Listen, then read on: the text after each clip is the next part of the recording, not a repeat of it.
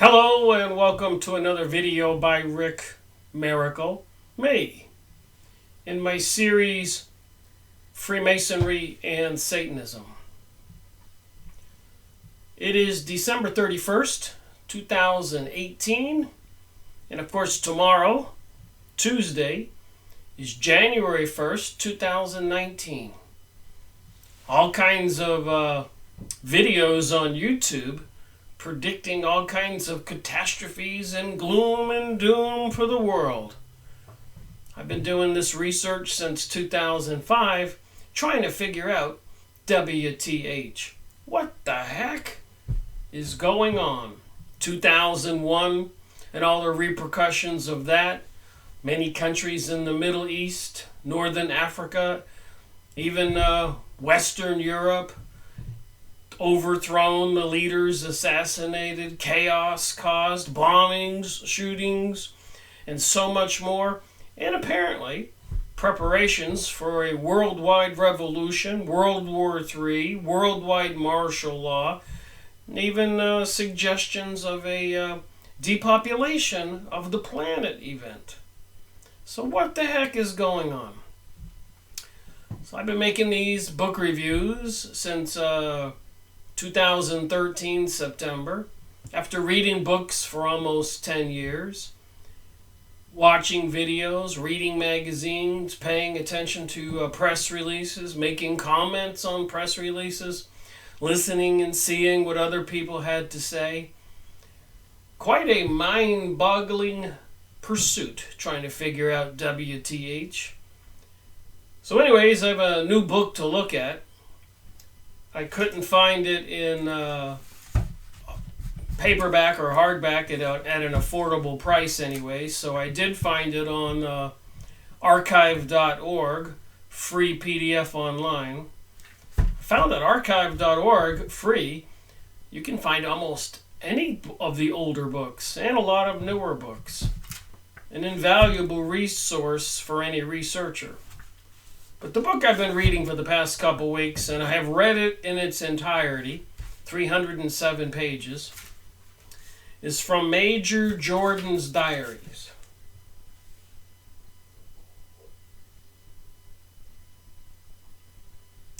So who was Major Jordan? There is a brief overview here. Here's the back cover of the book. Like I said, free online PDF. Amazing information.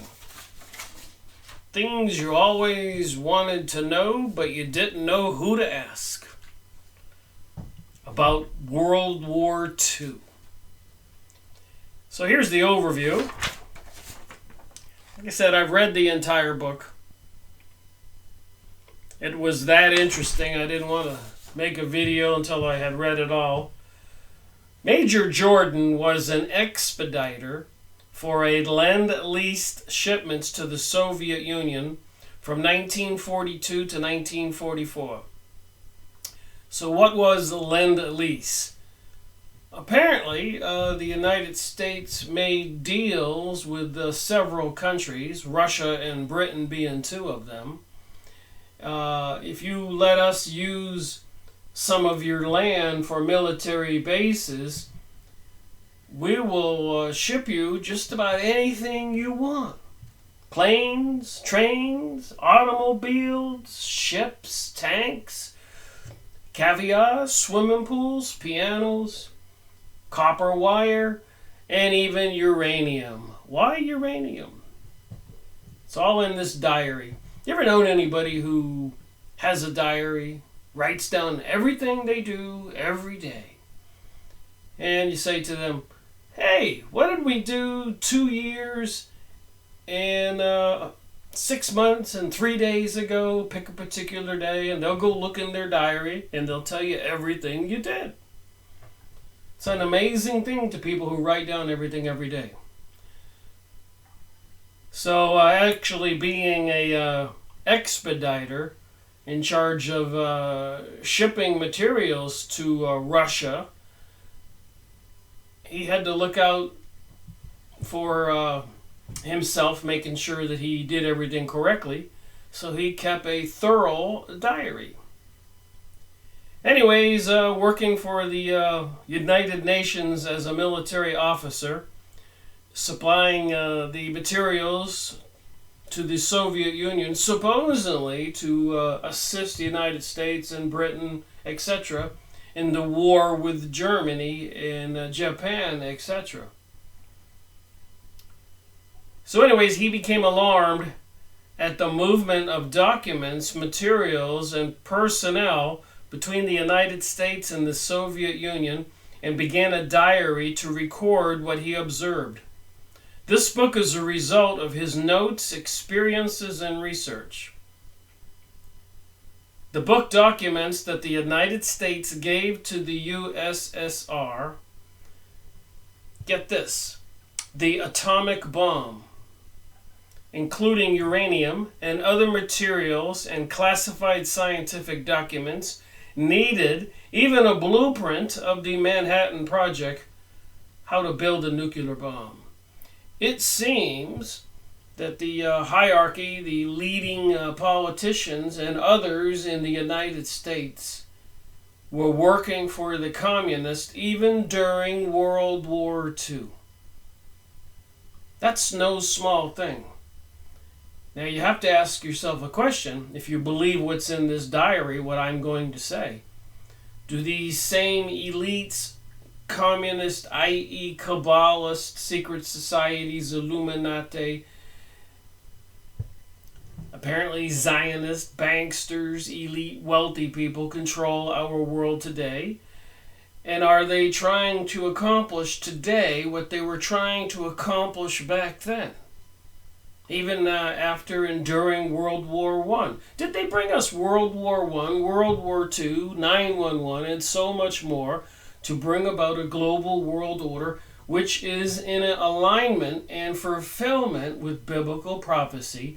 Basically, an antichrist type of cults is what they are, trying to destroy Christianity and the Islamic people's religion, and apparently the Buddhists and the Hindus and others throughout the world. That's no small thing to say. But if you've been watching my videos, you know that I have been doing this research since 2005, making videos since 2013. I believe this video will be 601. Many of my videos are 2 hours, so I probably have 800 or 900 hours of material encompassing over 250 260 plus books. Notwithstanding all the photos I've showed in my videos and video clips and press releases and so much more that I've talked about. So I'm getting a handle on this. So during World War II, there were elitist people controlling the United States and were going out of their way to supply all kinds of advanced atomic technologies and materials and so much more. Even all the road maps for the United States highways and interstates, drawings and pictures of our factories, cities, street plans. They wanted to know everything about us. That would be the Russians. Back then, the Soviet Union, the communists. I do not believe personally, knowing how far they've advanced towards a global world order, that the people who controlled Russia back then, the communists, the Bolshevik Jewish people, these secret societies, elites, banksters, Illuminati, mystery of Babylon, religion, occultists, I do not believe they've ever lost control of Russia. Contrary, they've gained control of much of the world, if not all of the world, and the only people who do not know about it are probably people like you and me, we common citizens, who are not privy to this information, and most people don't want to look into it. It's kind of scary, I think.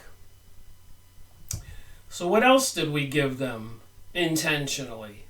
Military secrets, equipment, vehicles, aircraft, ships, weaponry, training, industrial secrets, process methods, blueprints of U.S. industrial plants, scientific secrets, papers, patents, They even had a connection in the patent office. They copied everything, 100% of all the patents in the patent offices. Crates and truckloads of material, all under the guise of some elites in Washington saying it was okay. And whenever any of the workers or citizens said, wait a minute, this isn't right, they would call the White House, speak to Harry Hopkins, who was President Roosevelt's right-hand man. And they would be told to let the documents go through. Yes, they can have anything they want. It's all in this book, diary. And I'm sure I cannot do justice in this video to emphasize to anybody to go get this free PDF, print it out, 300 pages, read it on your computer, don't print it out.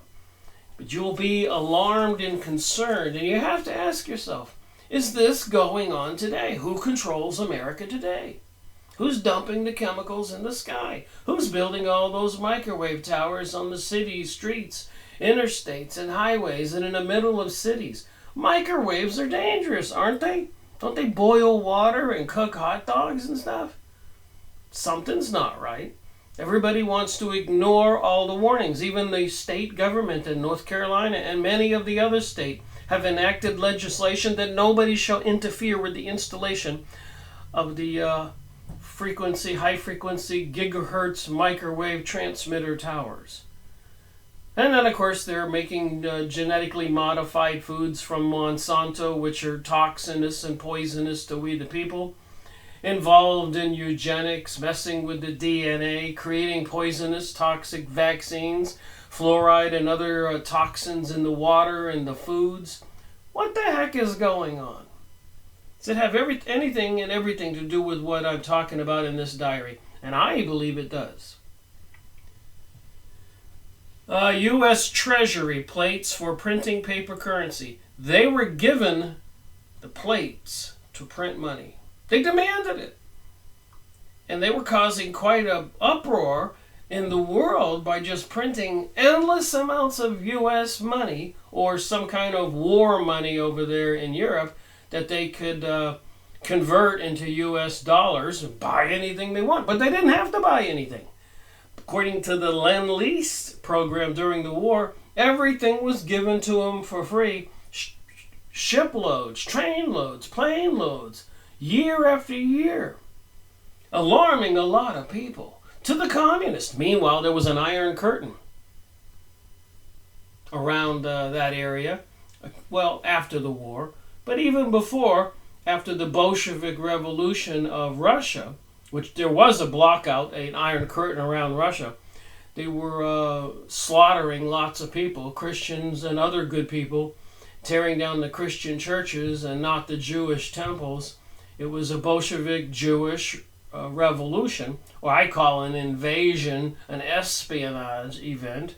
So meanwhile, the communists in Russia were slaughtering the citizens and getting the United States to even give them treasury plates and everything they wanted.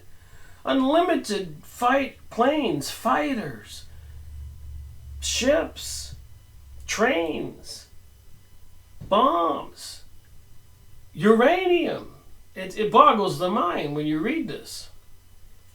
Vast amounts of materials, equipment, vehicles, aircraft, ships, foodstuffs. Food!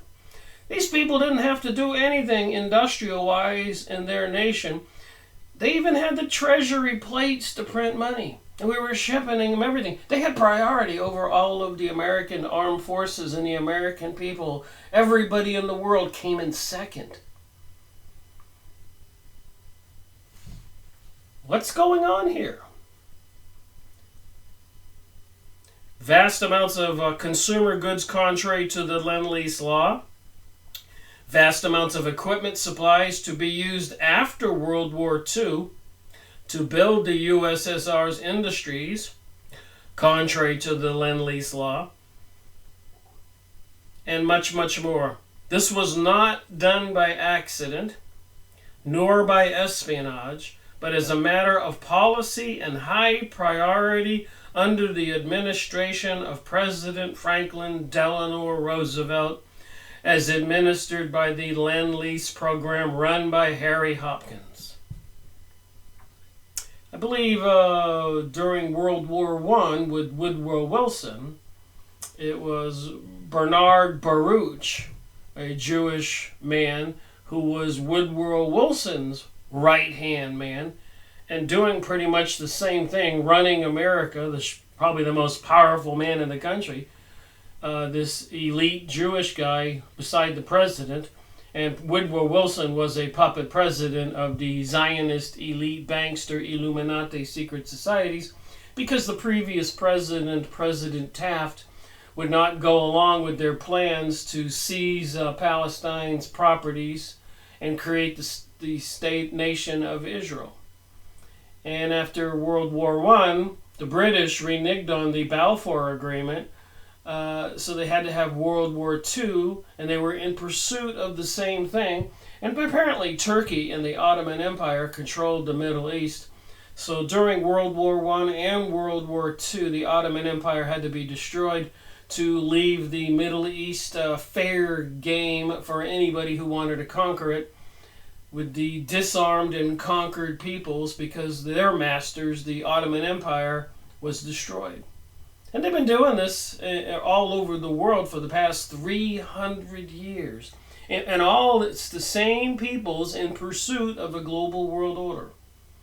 And they do have a Mystery of Babylon cult religion, an antichrist religion, and we see all the satanic symbols and monuments all over the country. A serpent-type religion with gargoyles on some of the older buildings. Statue of the devil with a couple children under his arm. Oklahoma City, Detroit, and next in Arkansas, and so much more. If you've been watching my videos or paying attention, you've seen all of this. This is the difficult most people have. They can't connect the dots behind what is happening and this anti-Christian cult, religious, demon-worshipping group of people. They don't want to believe that it's possible or true.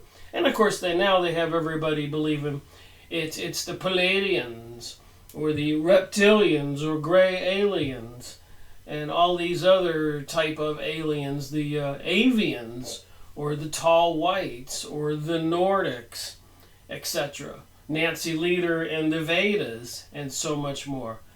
But I think not. I think it's the same deities, all these cults, these satanic Luciferic cults are involved with, that is what explains these UFOs and different kinds of aliens. According to my research, the book also shows U.S. military personnel were assigned to the United Nations 3 years before the United Nations was created. If you don't think all this stuff was intentional, U.S. military personnel were assigned to the United Nations 3 years before the United Nations was created. And through my research, and I've been showing it in the books I've been going over, they were planning and instigating and agitating different countries and leaders of those countries and peoples of those countries for years before they could get World War I started and World War II started. And it took them years to accomplish 9/11 and the free fall Twin Towers and Building 7. And they've been dumping chemicals in the sky for about 20 years, controlling the weather. Even President Johnson, after President Kennedy was assassinated, said in a video that Dane Wigington of Geoengineering Watch shows, almost in every one of his videos right now, Dane Wigington, Geoengineering Watch, President Johnson says, and you can go watch the video, "He who controls the weather controls the world." It's the way he does it. I'm not an actor. Just trying to show you the way you can watch Dane Wigington's video and see that. All this stuff is absolutely connected. Globalism is coming if it's not already here. I believe our cell phones are listening to us. I think there's evidence when you're typing on your computer and your computer finishes sentences. And then we have the Siri box, communication device, ask it any questions. the Echo, the Google, smart TV, smart cars. Everything's listening, surveillance cameras, everything, everywhere. Everything's watching, facial recognition, and of course carrying around a cell phone or iPads or whatever else transmits a signal. They know who you are and where you're going and where you're at and where you've been. The world is a changing, and also the philosophy, family values versus the new age, do as thou wilt. It's called social conditioning, and it's continuing every day. This is a spiritual battle as well as an enslavement depopulation event. So it seems, and my investigation just continues to reinforce the discovery of that idea. Soviet agents were freely allowed in and out of the United States without visas. The following is an accurate reproduction of the text of the original book. This overview was added as well as 2 items that are invaluable for reference and improved comprehension. A listing of the key players, it's in this book, and a timeline sheet, it's in this book. Here's a picture of Major Jordan. He was a meticulous, hardworking, concerned United States citizen. George Racy Jordan, he was married, family man. He cared about America.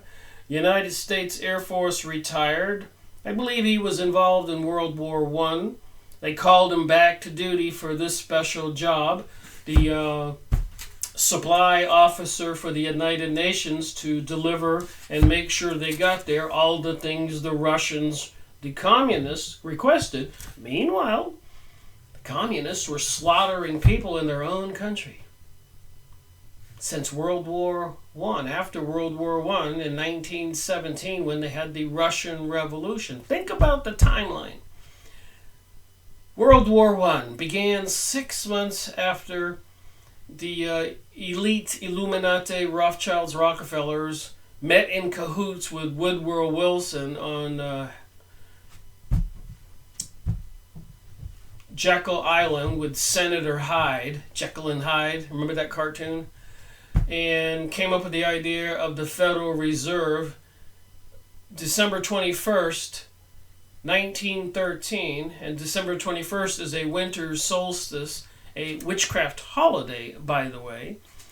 And the previous president, Taft, wouldn't go along, so they said, no worries, the next election, the president will be our man.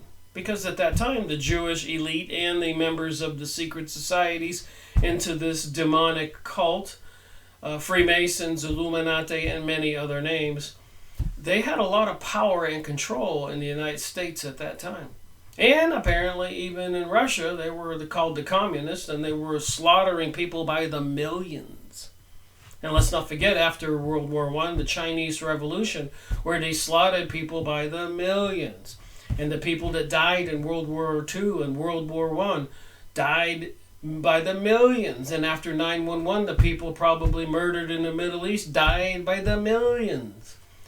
And in Africa, people have died, maybe millions. South America, all those countries during the 1900s, millions and millions died. Let's not forget about the American Indians in the United States. Millions of them were slaughtered, even paying for the scalps. Who and what is behind this? Is there a common denominator, or does it just happen by accident and all of us humans are just evil murderers? The answer is rhetorical. Somebody's planning all this. People like you and me, talk to your family and friends. They don't have a clue about this stuff. They would never do this stuff. Anyways, archive.org. You can get this PDF. You can probably go online. If you spend a few bucks, you can get an original copy of the book. Reprinted in 1958.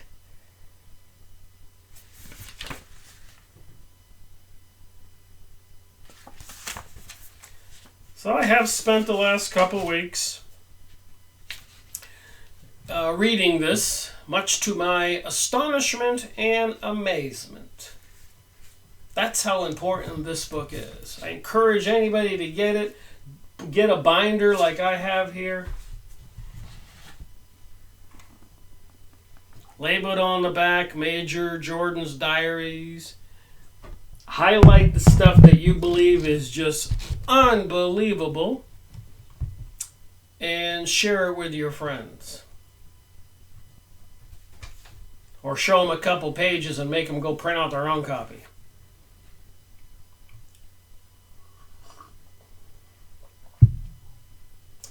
So in the preface, Major Jordan writes, "My reason for writing this book is very simple. I would like to keep the record straight. I want to put in permanent form the full story of my experiences as a Lend-Lease expediter and liaison officer with the Russians during the war, when I served for 2 critical years from May 1942 to June 1944, both at the Newark Airport and at the big air base at Great Falls, Montana. I went into the Army as a businessman in my 40s and a veteran of World War I. From the first, as my story shows, I worked wholeheartedly on behalf of the Russians because, like everyone else, I considered it my duty to do so. That they were satisfied with my efforts is indicated by the fact that it was Colonel Kotovo, head of the Russian mission at Great Falls, who requested my promotion to major.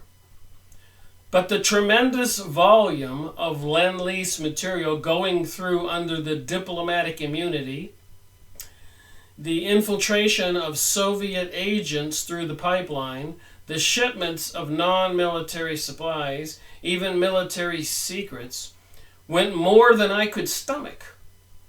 I finally protested through proper channels, first in Great Falls and then in Washington. Nothing happened. That was in 1944, while I was still in the Army. When the atomic bomb was first dropped in August 1945, I learned the full meaning of the word uranium. I had already encountered in my contact with Colonel Kotovog, saying his name wrong, the Russian colonel, when the president announced in 1949 that the Russians had the bomb. I went to see Senator Bridges, and my story was thoroughly investigated by the FBI, as well as by Fulton Lewis Jr. Apparently, he was one of those talk show hosts who talked about concerning issues in America and the world. Fulton Lewis Jr. Be interesting to go on YouTube and see if you can find any of his shows. Who interviewed me in his broadcast. There followed one congressional hearing in 1949 and another in March 1950. I have been shocked at the efforts of the character assassins and press experts to keep the implications of this story from being brought into proper focus. What else is new? They do that today. A lot of people have been assassinated because they were whistleblowers or know too much. Even President Kennedy in his famous speech, he said secret societies are repugnant to the American way of life, and I intend to expose it. And shortly thereafter, he's assassinated at Delaney Plaza, a Masonic plaza. You start putting this together, it makes sense. A vicious attack was launched against Fulton Lewis, the talk show host guy, and the sniping at me has continued for nearly 3 years in the vain hope that this story would never be elevated and understood by the public. And again, I would ask anybody watching this video, go to archive.org, look up this book,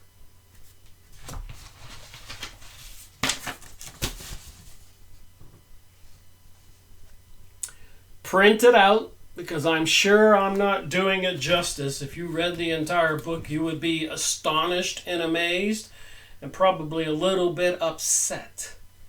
And you would understand why they're getting away with things they're getting away with today, almost, if not already, accomplishing a global world order at the expense of a lot of people being killed and economic suffering. And like I've been hearing lately, and I'll say this, we haven't seen anything yet. If what is being said is supposed to happen, happens. You ain't seen nothing yet. Do you think World War I or World War II or 9/11 and whatever was a disaster?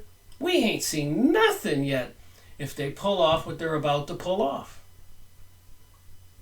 We ought to wake up, and quickly.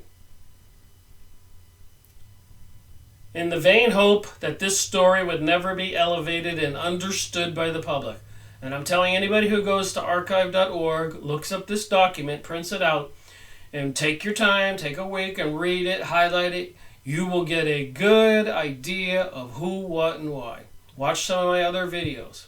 You have to tie the demonic spiritual component, these cults, together with the bribery and puppet people put in the presidencies and senators and representatives and leaders, even in lower level governments and corporate level like Bill Gates and so many others. They have control of our world, and we need to recognize it and admit it, because the implications, if they bring about the global world order, are not going to be too good. Just think of the movie Hunger Games and the other movies, Divergent, and so many other movies, Mad Max.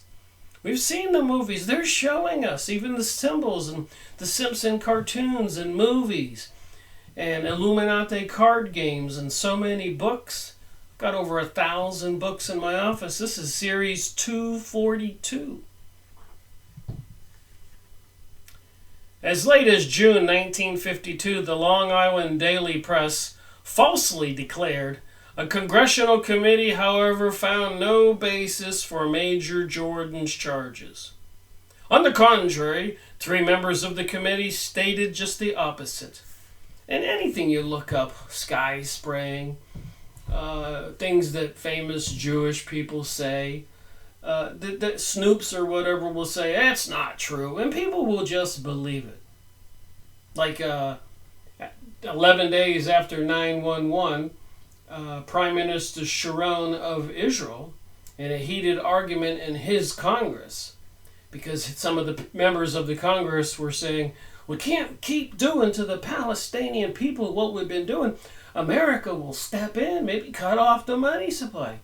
And he shouted and exclaimed, don't worry about America. We control America, and America knows it. 11 days after 9/11. And even some Mossad Israeli agents were implicated in 9/11, as well as many other elites. And I made a book review on the Synthetic Terror 9/11, series number 7 in my Freemasonry and Satanism series by Webster Tarpley. Go watch it, series number 7, or go look up the book and buy it, Synthetic Terror 9/11 by Webster Tarpley. Please. Or Illuminati, the Cult That Hijacked the World by Jewish author, PhD, Henry Macau in Canada. He wrote the book Illuminati, the Cult That Hijacked the World by a well-educated PhD Jewish author in Canada. So a lot of Jews have been trying to warn us, and if you haven't seen Benjamin Friedman's famous speech, look it up on the internet and listen to it, and download it, and copy it, and play it for your family and friends. All these videos I've been making, all these books that I have read, and magazines, and videos, and press releases, and the stuff we see happening in our daily reality, playing with the stock market, it's completely controlled. The media completely controlled. The installation of advanced technologies, weaponized and surveillance systems, completely controlled. Intentional, for a purpose.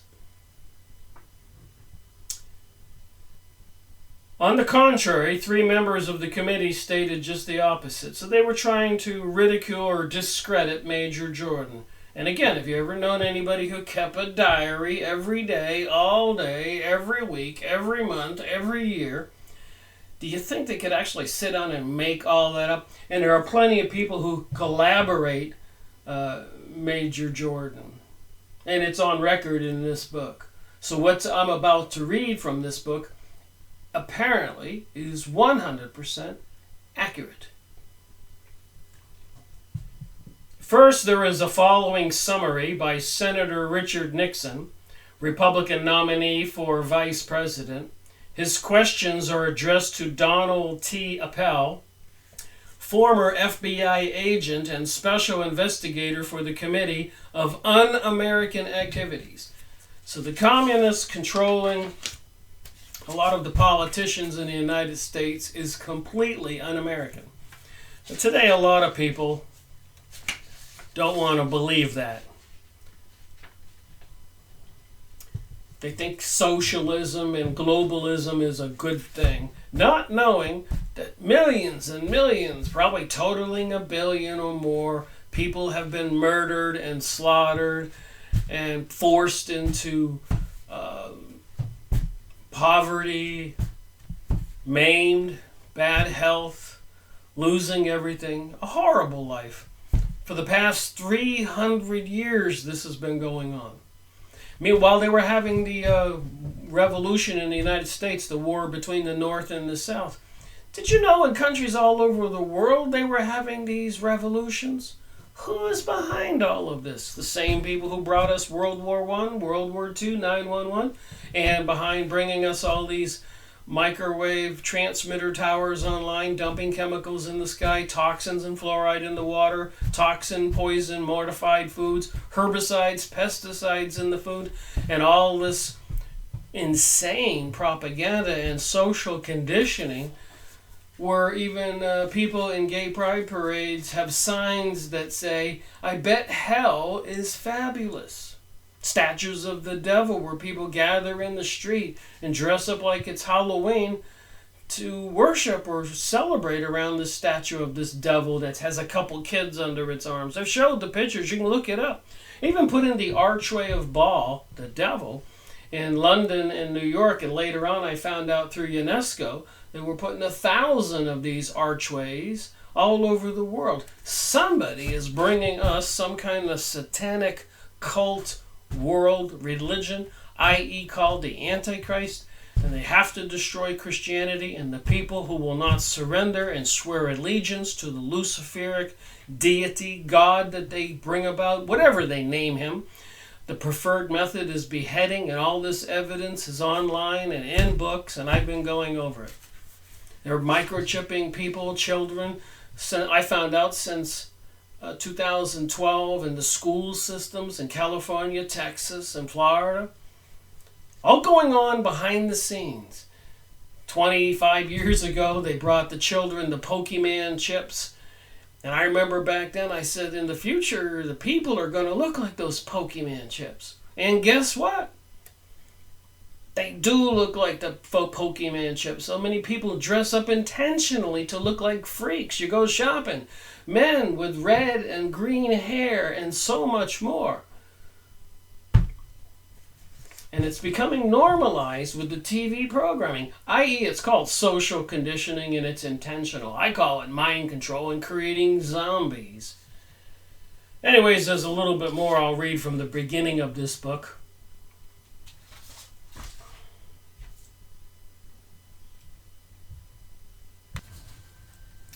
All right, continuing on with this book here, there was an interview going on, and Mr. Nixon says, your investigation shows first, then, that Major Jordan did, at least on 2 occasions, make a report concerning the passage of materials through Great Falls, Montana. Mr. Appeal says yes. So they're having this congressional hearing. Mr. Nixon says, as I recall, Mr. Chambers had to tell his story 5 times before any cognizance was taken of his charges. So apparently, if Major Jordan had told his more than twice, he might have gotten the government to do something about it. But be as it may be, as I see it at present, the issue are 5. So in other words, numerous reports were made to people in high places in Congress, etc. And the government leaders who run our country during World War II were not wanting this information to get out. And i.e., from my experience and my research, they are from these secret elite societies, i.e. the mystery religion of Babylon. I know that blows people away. They were probably in cahoots with the communists, and many of them were accused of that and convicted of that. So who are the communists? And apparently the communists was started by the Bolshevik Jewish people invading espionage event into Russia, which was caught off guard after World War I. They never saw that coming. Just like the Middle East, those people never saw it coming after 9/11. These people who bring us World War I, World War II, 9/11, assassination of presidents, assassination of peoples, economic collapses, depressions, recessions, and so much more, they do it intentionally. And people never see it coming. They just think it's too much to believe. They don't want to believe it. They refuse to believe it. That's why they're getting away with it. When people say to me, oh, they could never get away with that, Rick. Somebody would say something. People have been saying something. People have been killed. But who controls the media, the TV, the radios, the billboards? We know. Back to this interview, congressional hearing. First of all, the charge was made that if shipments were going through, Major Jordan should have made a request. In this regard, he did make a report of the charges, at least on 2 occasions. Is that correct? And Mr. Appeal says, yes. Mr. Nixon says, as far as you have been able to find, at least 2 reports were made. Mr. Appeal, yes, this is correct.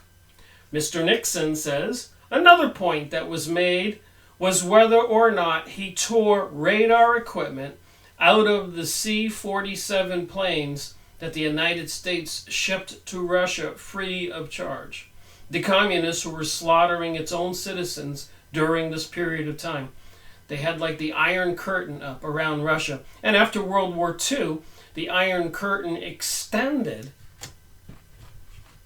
You're not going to believe what I discovered. Extended to include these countries on the border.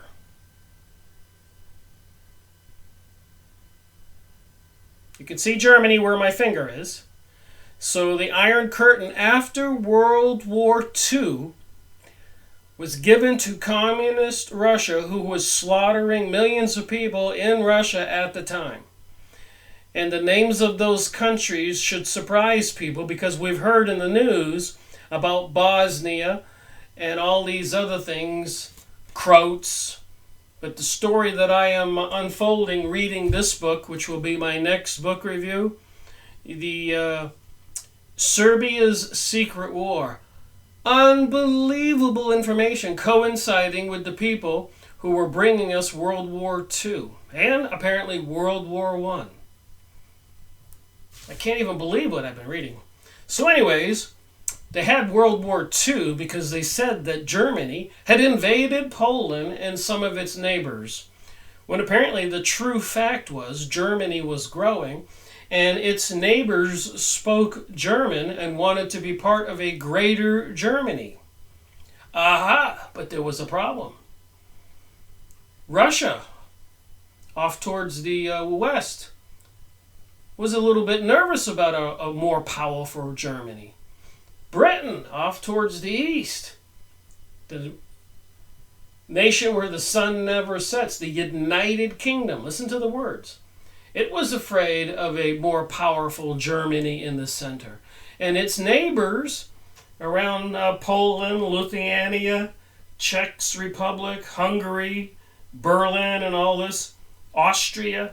They spoke German, and they wanted to be part of a greater prosperity area, which apparently was what the leaders of Japan wanted, because over in Asia, you had the French had conquered a lot of territories. The people from Holland had conquered a lot of territories. Britain had conquered a lot of territories and controlling, I guess, all of India. And apparently these countries were taking advantage of those peoples. And Japan, that was over there, wanted a greater prosperity area for Asia. And so it didn't want these outside influences. So you had that going on in the Japanese arena. So the United States and the British were supplying China, demonizing Japan. All this espionage and bribery behind the scenes. People don't know that about this war. So you had Russia concerned about a growing Germany. You had Germany's neighbors who wanted to join Germany, and they were predominantly Christians. And you had the Brits over here who were threatened by Germany's surgence as a greater power. And there's another player, a big player, left out. And that would be something called Yugoslavia. I want to find a picture here.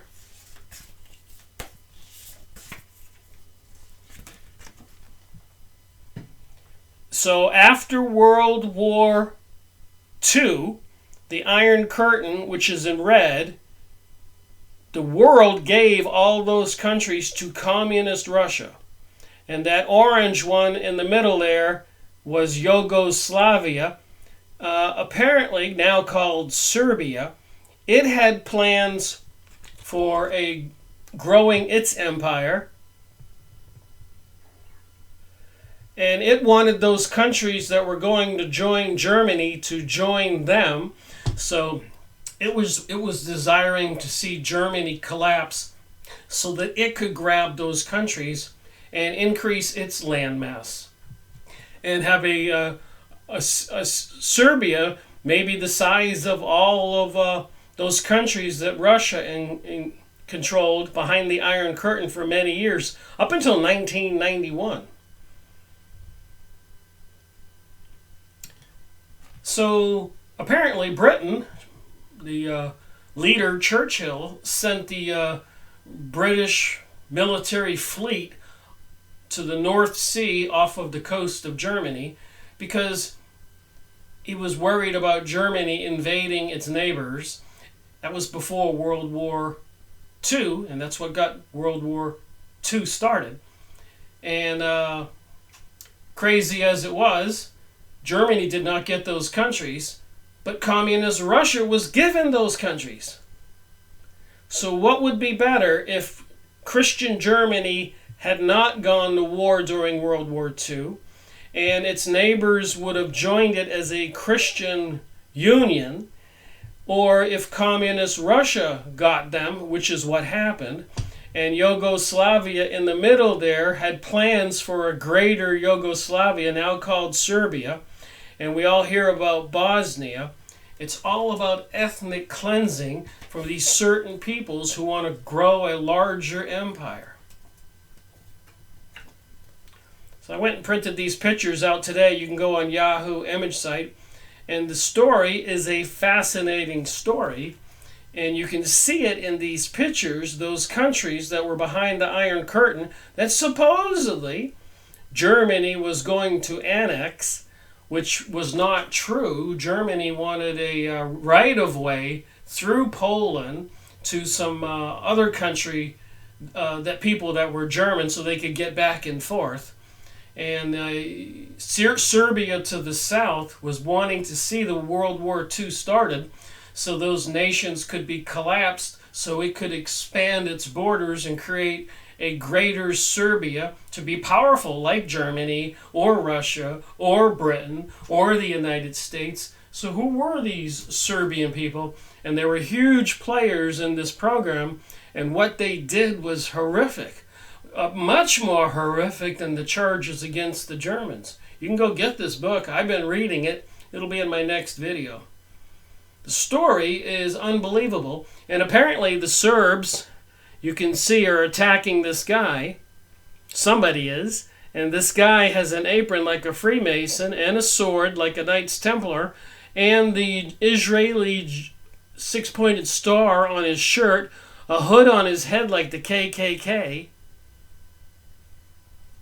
What the heck is going on? So these pictures tell a very interesting story.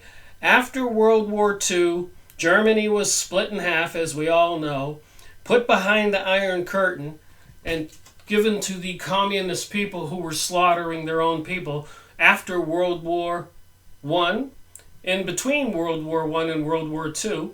So that's 1918 to 1930, 40. So 20-something years, they were slaughtering the people in communist Russia and infiltrating organizations in the United States, bringing us this New Age culture, controlling the movie industry, newspapers, the governments, polluting the heck out of our country, destroying everything. That's where we are today. It has everything to do with what I'm showing you. So all those countries, you can see there next to the green, were the countries given to communist Russia, and an Iron Curtain was created for many years, 1946 to 1991. How many years was that? Almost 50 years. So who was really the culprit? Serbia, south of Germany? Russia, the communists who were slaughtering people? Or Britain, and the Americans had declared independence from Britain? Who was controlling Britain at the time? Or were the Brits, and not, of course, all the British citizens, or the Serbians, Yugoslavians? And a lot of those citizens were being slaughtered relentlessly. The Russians, but a lot of those citizens were being slaughtered relentlessly. They call it a purge. Or was it Germany that was the big devil? Not these other countries that were slaughtering all their people. Of course, that's a rhetorical question.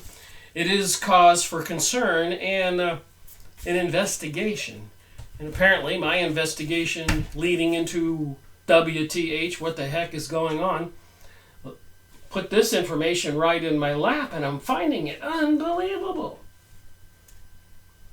I got a couple more questions in my mind. Who are the Serbs?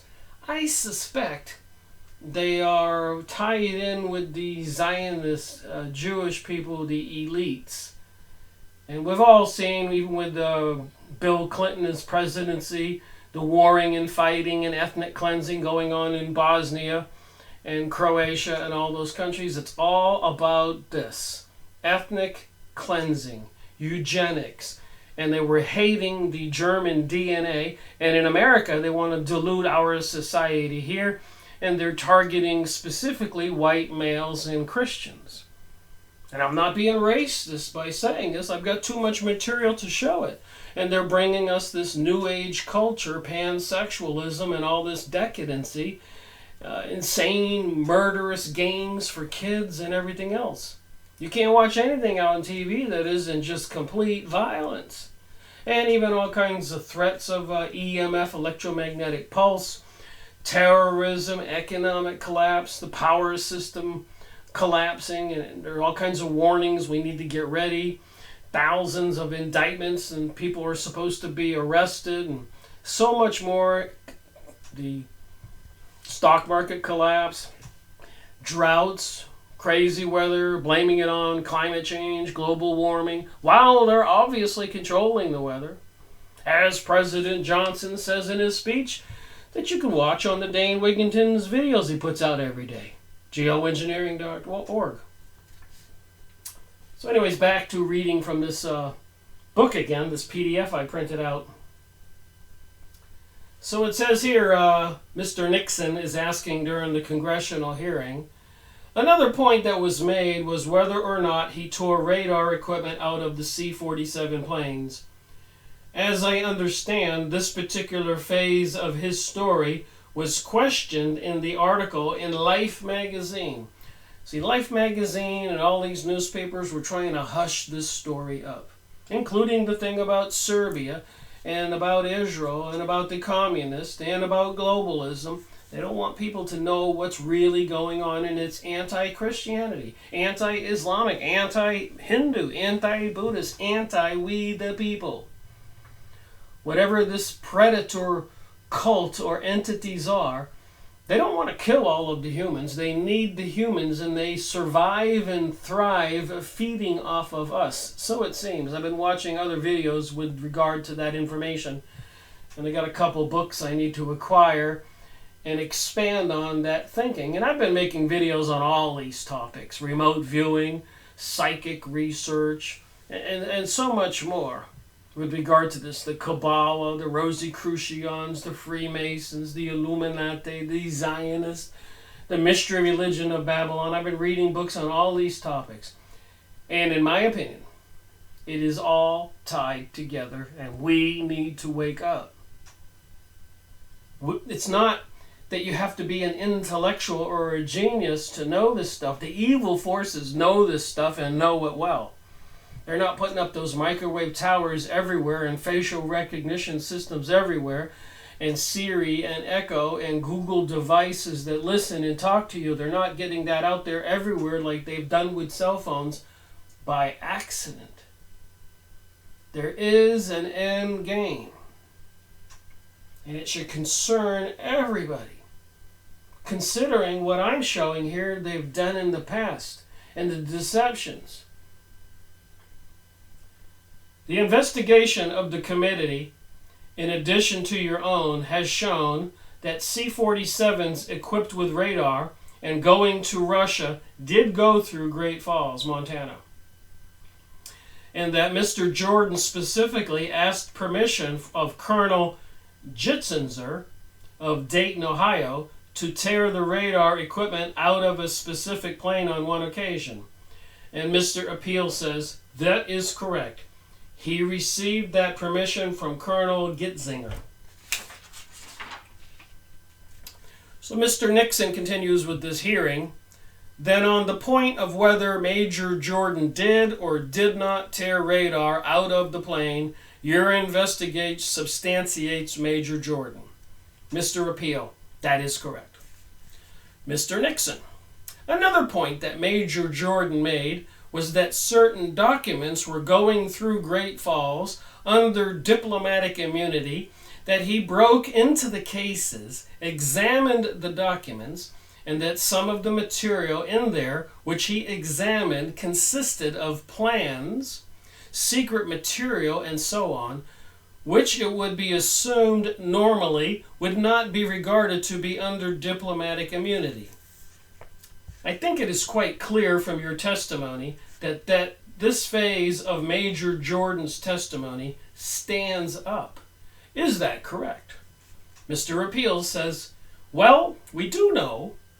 We are in contact with a witness, a former employee of the Russian Purchasing Commission, who helped pack one pouch of the so-called diplomatic mail that went through, and we know it contained highly secretive on industrial and word developments material.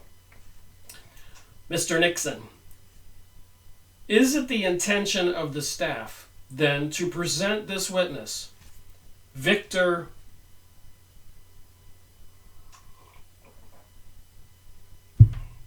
Kravchenko,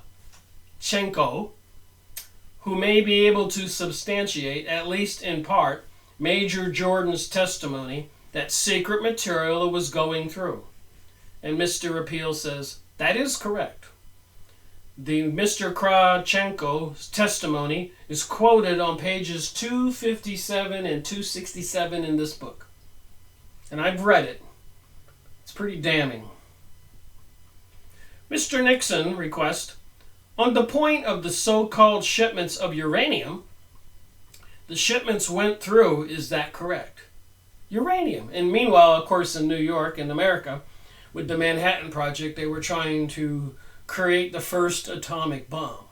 Apparently, whoever controlled the USA made sure copies of those plans for the design of the bomb were shipped to Russia. Why would they do that? And Russia were communists, and they were slaughtering their own people, and they had plans to slaughter the people all over the world, the communists. I've gone over that material thoroughly. There's plenty of evidence to support that. Who controls America then, and in between then and now, and who controls America now? I suspect it's these same people. And they have plans. Mr. Appeal.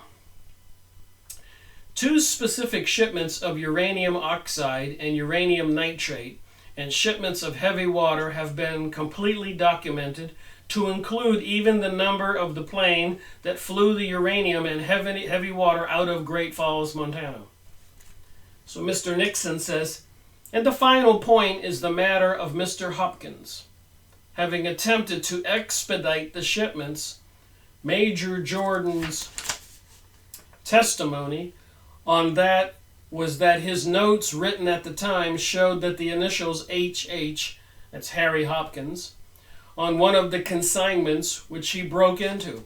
So it is my contention and belief that President Roosevelt was totally controlled by these people, and his right-hand man, Harry Hopkins, was assisting the communists to get even the nuclear bombs designs and the materials and so much more.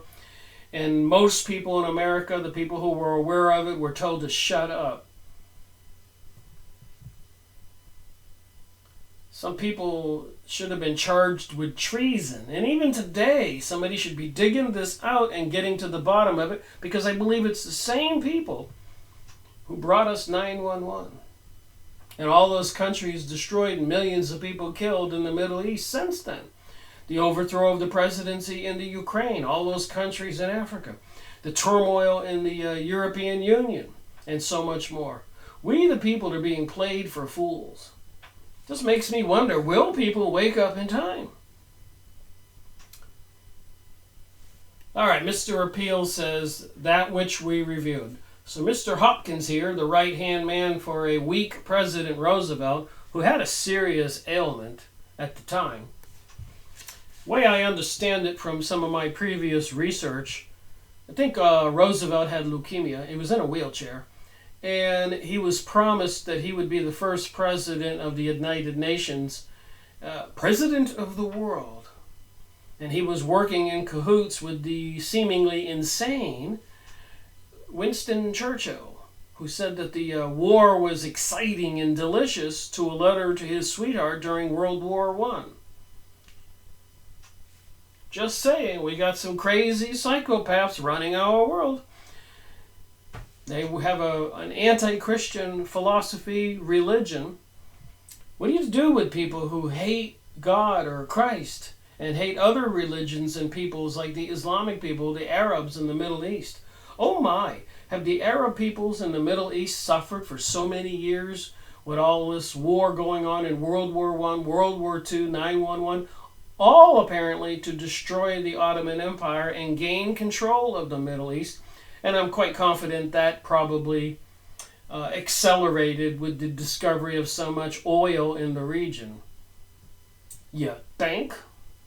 They didn't want those independent leaders like Saddam Hussein or Gaddafi running their own countries with all those resources when they could have all those resources, and demonize those people. And the rest of us, we bought the story hook, line, and sinker. While down there in Serbia, south of Germany, Serbia had plans to be a great nation itself. Some of its leaders had come up with some written plans. It's all in this book, and it's unbelievably horrible.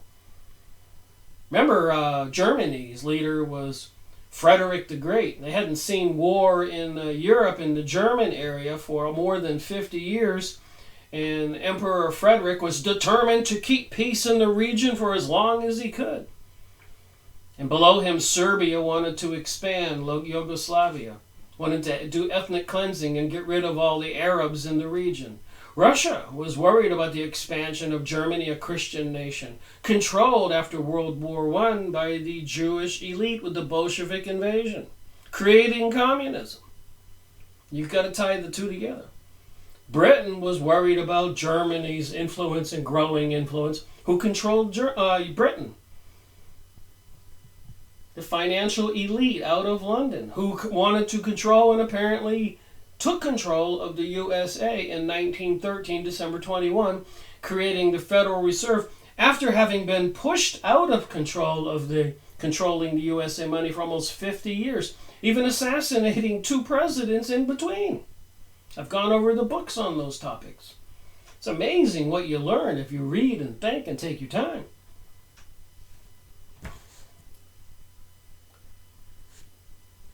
All right, back to this Mr.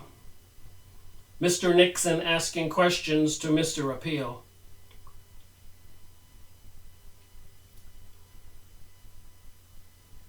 Mr. Nixon says, "It is the intention of the staff, then, to present this witness, Victor Kravchenko, who may be able to substantiate, at least in part, Major Jordan's testimony that secret material was going through." Mr. Appeal, that is correct. Mr. Kravchenko's testimony is quoted on pages 257 to 67. Mr. Nixon says, on the point of the so-called shipments of uranium, the shipments went through, is that correct? Mr. Appeal, 2 specific shipments of uranium oxide and uranium nitrates and shipments of heavy water have been completely documented to include even the number of the plane that flew the uranium and heavy water out of Great Falls, Montana. They were flying the supplies to Montana, and then they would fly them to Alaska, and then across the straits over into Russia. And they wouldn't allow any American pilots to be involved. And so from Montana would be Russian pilots. And they were shipping a lot of planes, giving it to the Russians free of charge to fight the Germans. And after World War II, all those lands they said that Germany was trying to annex, the NATO, the alliance with Britain and France and America, gave all those countries to communist Russia, who was slaughtering its own people. And the Serbia, who was slaughtering all the non-Serbians in Bosnia and Croatians, etc. Amazing material in that other book. It's funny how I'm reading 2 or 3 of these books at the same time, and the information, it crosses back and forth, connecting the dots. Paints a whole new picture in my mind about World War II. Somebody lied. Germany did not want to go to war with the United States, but Serbia definitely wanted to get Germany to go to war, and I believe they killed a major person, Ferdinand. The Serbians had him killed in Austria, and the Austrians wanted to retaliate. So the Serbians got their war, and then of course Britain used that as a reason to attack Germany, so that they said Germany was trying to annex and invade Poland, etc., when that was not the case in its entirety. A lot of those German-speaking countries wanted to be part of a greater, prospering Germany, especially after losing World War I and the economic depression, which was going on all over the world for the past 15 years. You think the Great Depression was just in the United States? No. It was all over the world. Whoever these elite banksters are, they know what they're doing. But you see, the people in Montana or Florida aren't talking to the people over there in Austria and Germany and Poland. And after 9/11, people aren't talking to the mothers and the children and all those people in Iraq and Afghanistan. Do people really believe all those people are evil?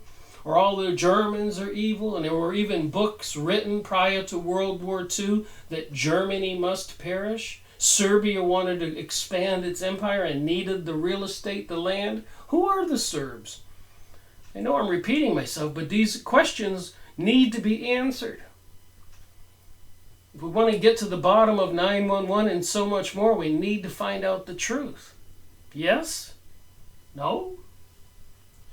Mr. Nixon, And the final point is the matter of Mr. Hopkins having attempted to expedite the shipments of Major Jordan's testimony on that was that his notes written at the time showed that the initials HH on one of the consignments which he broke into. So here you got this Major Jordan in Great Falls, Montana, who was responsible getting this stuff shipped to Russia, supposedly to help the Russians, to help America and Britain fight the Germans, and fight Japan, and fight, apparently, Italy. Who were the evil ones, really? Was it evil leaders in all countries using the citizens for fools, slaughtering people? American citizens died all over the world, even since 9/11. Who are these evil predators of our reality? What does the Bible say who are the evil predators of reality? Revelations 2.9, 3.9. Your investigation has shown no correspondence of Mr. Hopkins in which he used the initials HH. Is that correct? Mr. Appeal says, that which we received. Mr. Nixon says, I understand that. My point is that as far as the investigation you have been able to make is concerned, you as yet have been unable to substantiate Major Jordan's story on that point. Is that correct? Mr. Appeal says yes. Mr. Nixon, but you have substantiated it on 4 other points I mentioned. Mr. Appeal says generally yes. Mr. Nixon says that is all. I'm going to read this last paragraph here on this page and continue this video tomorrow.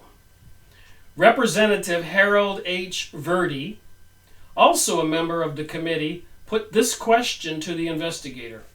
Was Major Jordan's story, as far as your investigation was concerned, ever discredited by any of the witnesses whom you contacted? Mr. Appeal says no. Finally, Representative Bernard Kearney of New York State made this statement. Listening to the testimony here, it seems to me that only one who did do his duty was Major Jordan. On 2 separate occasions, Major Jordan not only brought all this to the attention of superior officers, but also a result conference were held by the various government agencies named, then it was dropped. Well, I guess the president, Mr. Roosevelt, and his right-hand man, the expediter forcing all the troops in the United States and peoples to cooperate and ship everything the communist Russians wanted, including designs for the nuclear bomb and uranium and heavy metals and everything else they needed, and the tools, the drills, the factories. There's so much interesting material in this book, the Diary of Major Jordan. You can get free online PDF. Look it up on the internet or go to archive.org. All right, continuing on. From Major Jordan's Diaries, 1951 reprint. You can find it free on archive.org. Found a lot of books there that were very expensive. One of my commenters recommended The Sign of the Scorpion. That book. And I found it on archive.org, plus this book, Architect of Deception, by Jurilina, Gurilina. And they were $200 and $300 and $500 for these books. The Sign of the Scorpion and Architects of Deception I couldn't find, but on archive.org, there they were, 500 pages, and I downloaded it for free. You're probably wondering how I can print all this stuff out. Well, last year I found out about a printer that doesn't have cartridges. You can buy the bottles of ink in the different colors. It was $300, and it came with enough ink for 4,000 pages for $300, and it was the Epson ET-3750. So if you spend the $300, you have a printer with ink that will go 4,000 and 5,000 pages for a one-time fee of $300. So in my second year, this is January 1st, 2019, finishing this book review, the Diaries, Major Jordan's Diaries. I survived the festivals downtown, New Year's Eve. Anyways, back to the book. So apparently, Mr. Nixon and Mr. Appel were back and forth at a congressional hearing. And some notes on the bottom of this sheet. I pre-read all of this. I read this entire PDF printout book, 307 pages. Amazing material. Something I think people need to print out and show other people. They won't believe this. Who was controlling the United States before, during, and after World War II? Some very evil, malevolent forces. So it seems. So the agencies represented were the FBI, Office of Censorship, Military Intelligence, Air Transport Command, Immigration, Nationalization Service, Bureau of Customs, Foreign Economic Administration, and the State Department. So that's some of the transcription material in this book. And what was the first outcome of this congressional hearing? And it says here, what transpired at the meeting, the committee has never been able to determine. What else is new? They say that about 911 and everything else. They just feed us deception and lies. They know what's going on. Because minutes of the meeting and memorandum, which might have been prepared on the meeting, cannot be located by the State Department. So they had this congressional hearing. The material I just read was some of it. But there can't be any kind of consensus about what they think because they can't find the documentation and the notes of the meeting. Suppose they don't want people to know?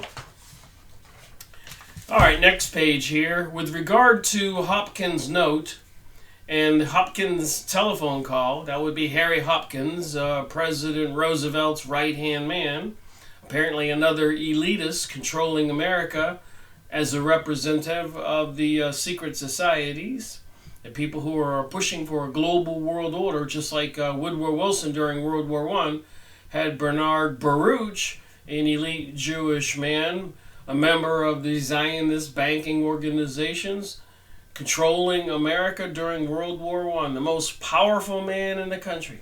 And in World War II, it was apparently Harry Hopkins. And in World War I, Bernard Baruch employed forget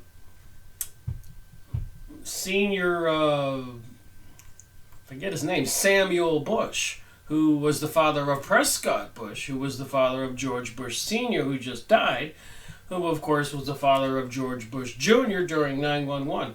You can connect the dots in this stuff if you want to,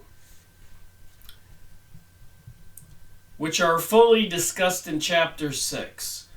I realize that there is only my word for them, but suppose that a letter of Hopkins signed HH existed. Would that prove my charge? That I saw a particular note on White House stationery in a black suitcase on a plane headed for Russia? So the documents, even the designs for nuclear bombs, apparently some of these documents in the briefcases and boxes shipped to Russia during World War II had H.H. signing off on these things, President Roosevelt's right-hand man, so it seems. Of course not. Why then have some persons insisted that producing such a signature is necessary, when such evidence will prove nothing? Perhaps because they were impelled to raise a smokescreen. So anybody who gets the truth out there, they do try to discredit them. If they can't discredit them, then they can arrange some kind of accident or some kind of criminal offense. They can be set up. And if that doesn't work, then they can assassinate them, imprison them, make them disappear under legislation passed since 9/11. We live in a very precarious world right now. And I think the biggest, most important point I keep trying to make is people need to wake up and acknowledge it. You can't solve a problem if you don't acknowledge it. Whether it's a smoking cigarette problem or drinking problem or health problem or family problem or whatever, divorce, whatever the issue is, you have to acknowledge it. Then maybe you can fix it. Back to this document. My point was that my notation of the signature, see reproduction on page 82, was HH, just as President Roosevelt sent Hopkins memos addressed HH, see Roosevelt and Hopkins by Robert Sherwood, page 409. Since I have neither the letter itself nor the transcript of the phone call, I have only my word to offer. The author of this book, Major Jordan. I ask the reader only one thing. Please reserve your judgment until you finish this book. And I'm here to tell anybody right now, archive.org, go find this book from Major Jordan's Diaries. George Racy Jordan was his name. Print it out and read it, because I'm certain I can't do justice to the amount of material in these 307 pages. But I can give you the gist. And this is just on page 10 so far. Just the opening in this book. So anyways, Major Jordan says, I am not a professional soldier, though I have served in 2 wars. I am a businessman who volunteered in the interest of my country. There is no reason, fortunately, for me to pull punches because of any pressures which can be applied to me. I have called the plays as I saw them. I most sincerely acknowledge the assistance of those who have helped me with this volume. So a lot of people helped Major Jordan write this book. Colonel William Rich, Paul Berryman, John Frank Stevens, Colonel Theodore Watson, and his friends for their advice and insistence that I take leave of my business and spend the 2 years of effort necessary, and the writer whom a good friend of mine prevailed upon to undertake the Herculean job of sorting, rewriting, checking, preparing the data actually used, Richard L. Stokes. General Robert Wood, Eldon Martin of Chicago for securing documents, for reproduction, Mr. Robert Hugg, New York Public Library, Microfilm Division, for patient aid and research, and finally my publishers for their patience and perseverance in seeing this book through the press. East Hampton, Long Island, August 1, 1952, George Racy Jordan. So what do you think? We should listen to this guy?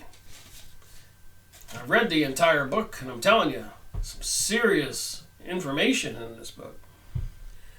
So here's the contents.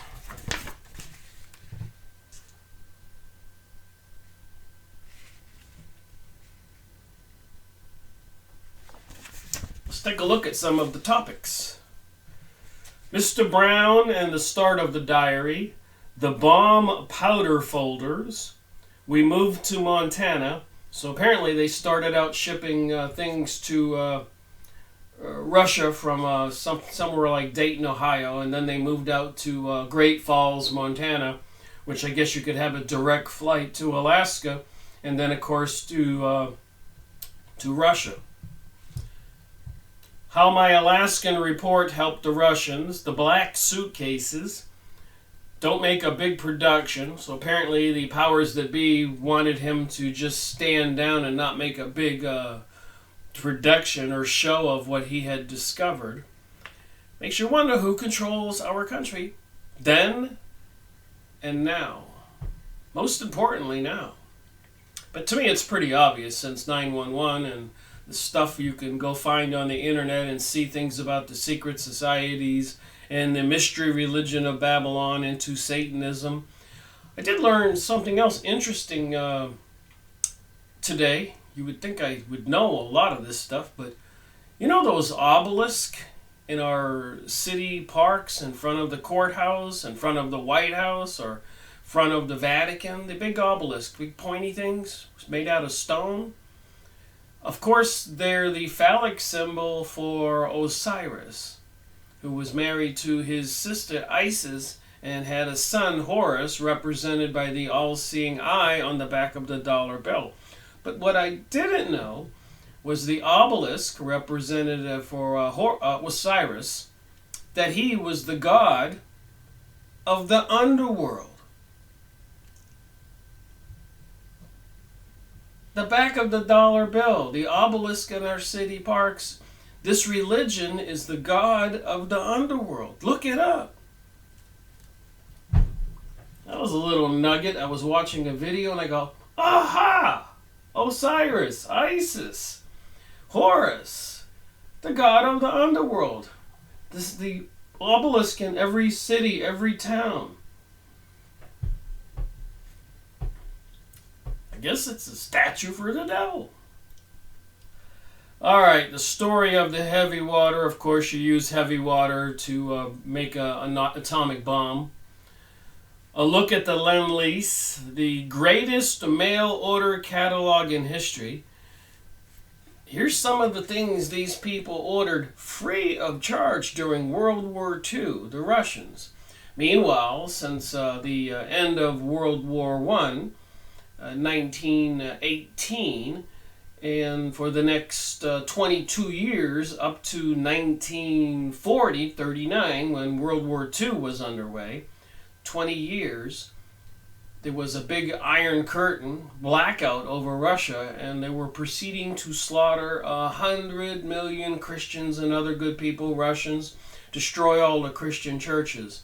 Meanwhile, the United States was giving them everything they wanted free of charge. Here's a list.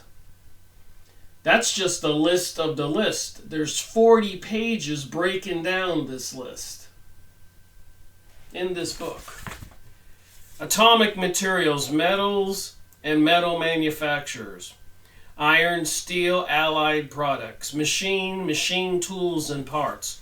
Electrical equipment, canvas articles, wooden goods, clothing, rubber commodities, cottons, wood and wood products, chemicals, leather goods, foodstuffs, seeds, oil, resins, generating equipment, photography equipment, items listed as miscellaneous by Russians with or without questions, items listed by Russians as miscellaneous for 1945 only with or without questions, sent to the country that were supposed to be helping the United States in World War II. Meanwhile, they were doing the Great Purge, liquidating a good portion of their population, particularly the people they wanted to purge from the communist society. And people in high places in the United States seem to have been supporting them. What else is new?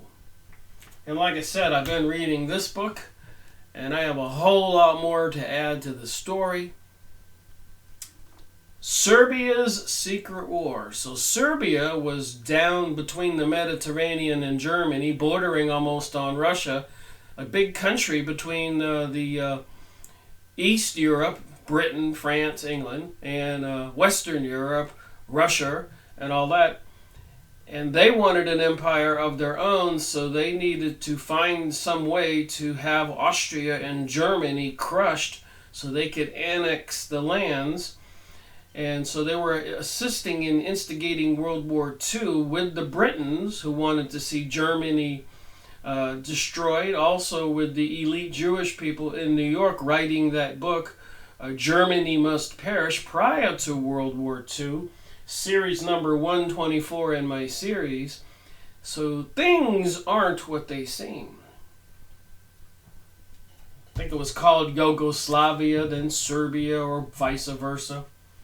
And the things they were doing, as described in this book, is beyond the word horrific. It's just it's borders. It is insane, the things they were doing. They were purging the territories for the expansion and the creation of a Serbian empire. And to get the people freaked out and afraid, they would slaughter them and cut off all their noses. I don't even want to say this stuff. But I read the books and I report. It is what it is. And we, the people, need to wake up, because if what has happened in the past happens again, and that's what usually happens, history repeats itself, unless we all wake up. All right, back to this book. Chapter 10, my visit to the State Department in 1944 at the end of the war. The priest who confronted Stalin, the leader of Russia. It definitely involved the Christian church in Russia. They were trying to purge the Christians. They were assassinating and killing all the Christians, imprisoning and assassinating the priest, etc., destroying the Christian churches. Meanwhile, the United States gives them a blank check, maybe trillions of dollars, and things that weren't even for the war.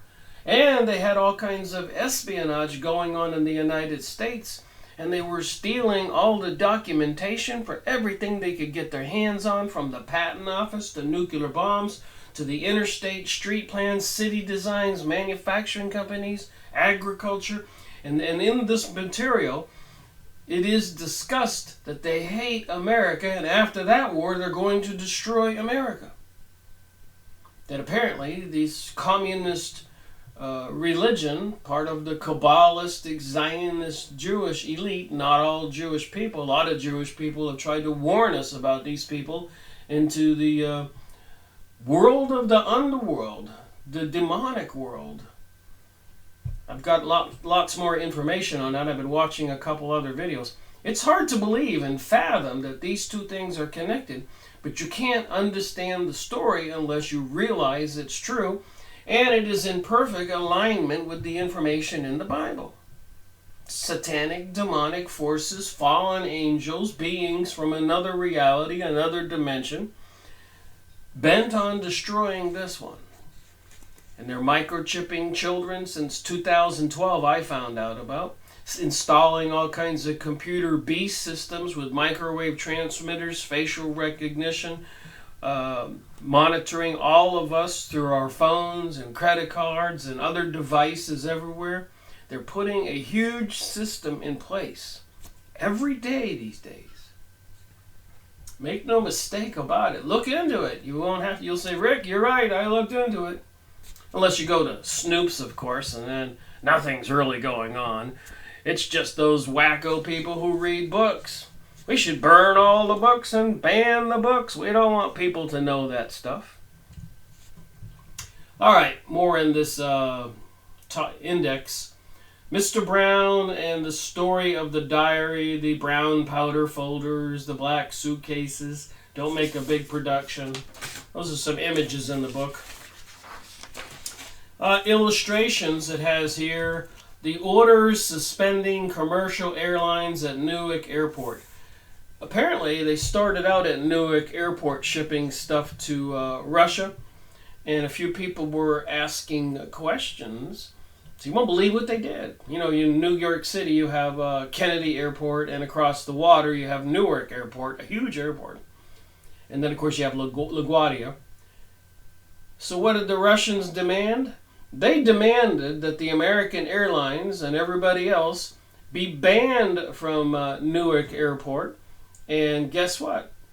Somebody called the president and Harry Hopkins, and Newark Airport was exclusively for the Russians to be receiving all their materials before they set up an even better location in Great Falls, Montana.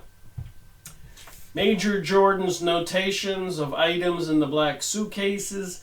These are illustrations in the book, copies of paperwork. Bill of lading of March 1943, shipment of uranium. Canadian waybill of May 1943, shipment of uranium. Great Falls receipt of May 1943, shipment of uranium. So there's no doubt about what I'm saying. Sample page of list of Lend-Lease figures kept by the Russians. Page of Major Jordan's diary, March 27th, 1944. And 2 pages of author's record of Soviet personnel traveling through the Great Falls. And there's been a lot of talk and videos on YouTube about many bases and locations all over the USA right now with Russian personnel and even accusations of Chinese personnel.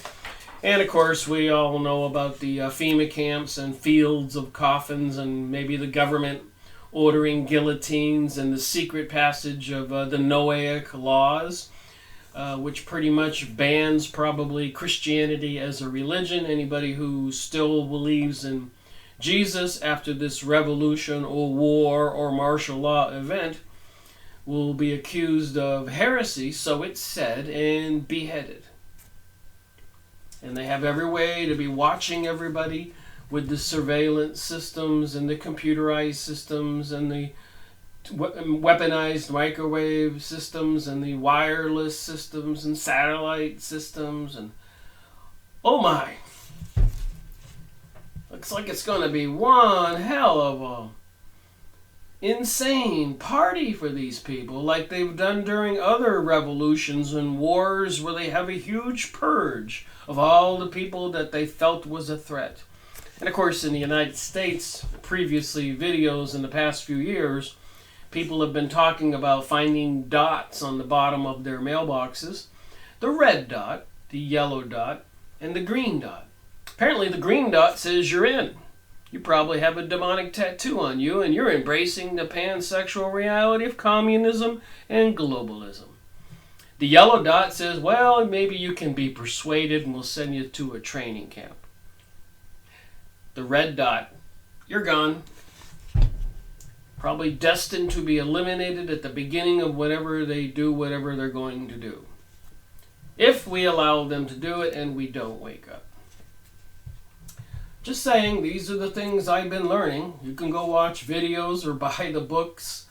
Got plenty of them here in this office.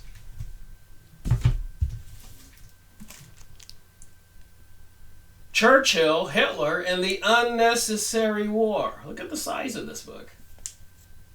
3 fingers. How Britain Lost Its Empire and the West Lost the World by Patrick Buchanan. Smarter people than me have already written these big, thick books. I'm just reviewing them and making book reviews, reporting what a lot smarter people than I have already went through years of their lives to put something like this together.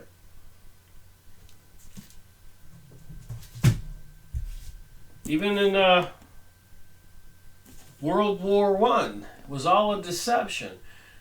They were using American cargo ships to smuggle weapons and other things into Britain. Germany warned America and other countries. They said, don't be doing that, putting an American flag on there that's protected. Germany didn't want to attack them. But they figured it out. They had spies, and they were loaded with all kinds of weapons and gunpowder and food stuff, everything that Britain needed. So United States, prior to saying they were in World War I with Woodrow Wilson, we were already in World War I. Behind the scenes. What else is new? They've been doing that since 9/11 all over the world. These people are serious. Finally, the startling truth about one of the most faithful of all disasters of the sea, Colin Simpson.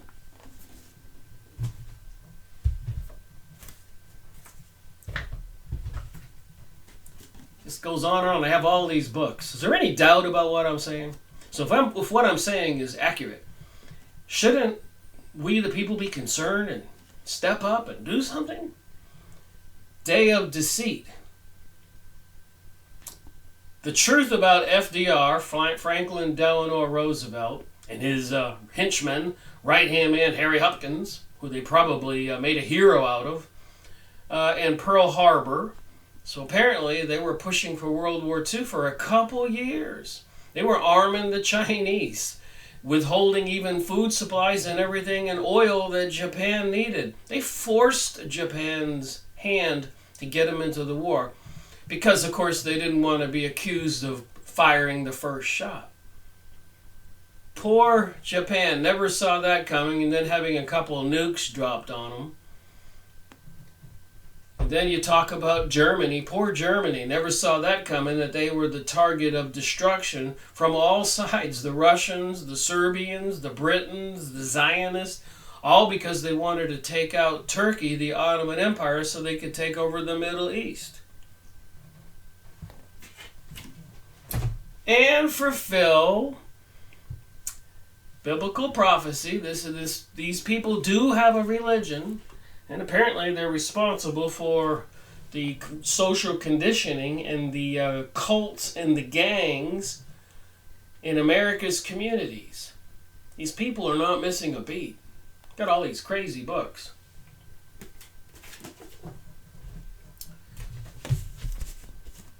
All right, back to Major Jordan's diaries here. Says here,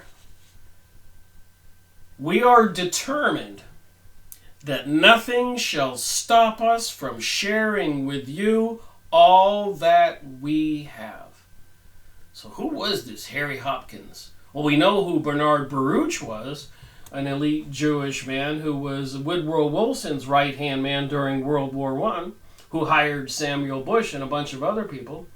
So these groups bringing us World War I, World War II, 9/11, definitely involve all of these Illuminati, Kabbalah, Zionist types of elites vying for a global world order and the destruction of Christianity and the world as we know it. So we are determined that nothing shall stop us from sharing with you all that we have. Harry Hopkins said that at a Russian aid rally, Madison Square Garden, June 1942. So the communists were in control in Russia after World War I. For 22 years, they were slaughtering the Christians. Harry Hopkins says you can have everything in the United States you want. You have a top priority over the Air Force and the Army and everybody else. Who the heck controls our politicians? And of course we know that they control the Federal Reserve, the banking system, since 1913. Did that in secret over the Christmas holiday, December 21st, a winter solstice, an occult witchcraft holiday. Look it up. Alright, so I'm just looking to see what else I want to talk about in this book. Alright, chapter 1. So what I'm going to do, this will be the first of at least 2 videos on this book. So I'm reading some of the material from the beginning on this video, and the second video will be towards the back of the book where it says the conclusions. But this gives you a bird's eye view of what he said was going on, and then the book goes into great detail, all the nasty details, and then at the end of the book they have the conclusion. So that's definitely 2 videos, reading from the beginning of this book, 307 pages, and the back of the book where it has conclusions.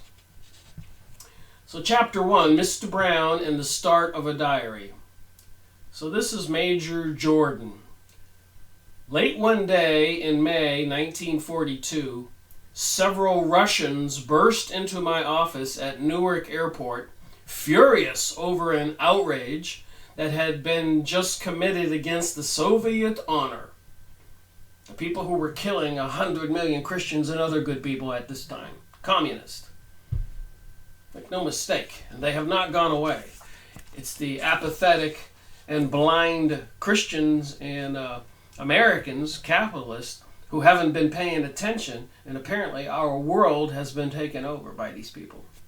And they're bringing us all this social conditioning and propaganda.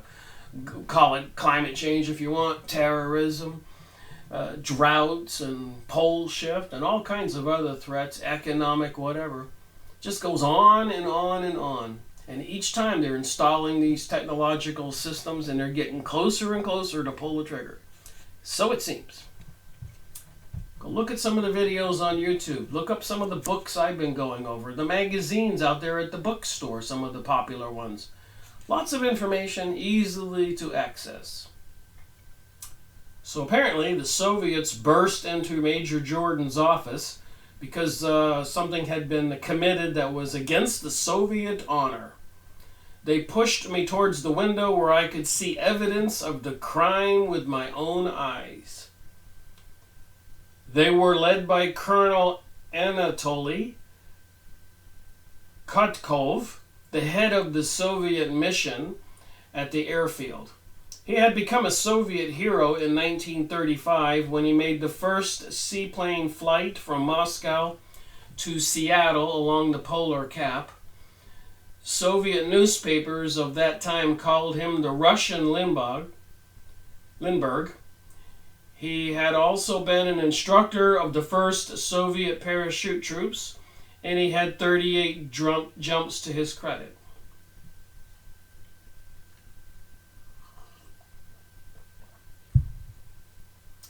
I had met Colonel Kotkov only a few days before when I reported for duty on May 10th, 1942, the beginning of World War II. My orders gave the full title of the Newark base as the United Nations Depot, Number 8, Lend-Lease Division, Newark Airport, Newark, New Jersey, International Section, Air Service Command, Air Corps, U.S. Army. I was destined to know Colonel Kotkov very well, and not only at Newark at the time, he knew little English. He had a Hardywood. Guess he was a pretty tough guy. He rose every day at 5:30 for a 2-hour English lesson. Now he was pointing out the window, shaking his finger vehemently. What do you think was going on? There on the apron before the administration building was a medium bomber, an A-20 Douglas Havcock, H-A-V-O-C, I can't say it, an A-20 plane. It had been made in the American factory. It had been donated by the American Lend-Lease, and it was to be paid for by the American taxes, the American taxpayers. I remember prior to World War II, we had the Great Depression. And did you know there was a Great Depression going on all over the world? And that the same people who took over the American money supply in 1913 had also controlled the money supplies of countries all over the world. So somebody between World War I and World War II created a worldwide economic depression with people suffering and losing everything. It was all intentional by these Kabbalistic secret societies, Zionist, Satanists. And with their obelisk in all of our city squares telling us who our governments are worshiping, the cults they belong to, the secret societies. The obelisk for Osiris, who is the god of the underworld.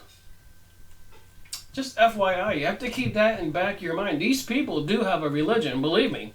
It's not the preaching of Jesus Christ, which is of love, thy fellow man. It's one of hate and destruction. They don't want the freedoms that we enjoy for us. They want the people to be efficient workers enslaved. So somehow they have to dumb us down with drugs or eugenics and mixing the different peoples and killing the Christian religion, and of course messing with the education system and the food supplies and aluminum in the water and in the air. I thought about that during this Christmas holiday. Fluoride, aluminum in the water, of course, is very detrimental, calcifies the pineal gland, takes away our capability to be spiritual beings, communicate with the other world. And then, of course, drinking soda and other things out of cans they've already identified causes Alzheimer's. And I was thinking everybody during Christmas wrapped up their turkey in aluminum foil and cooked it in it. And that's by Reynolds' name on it, Reynolds.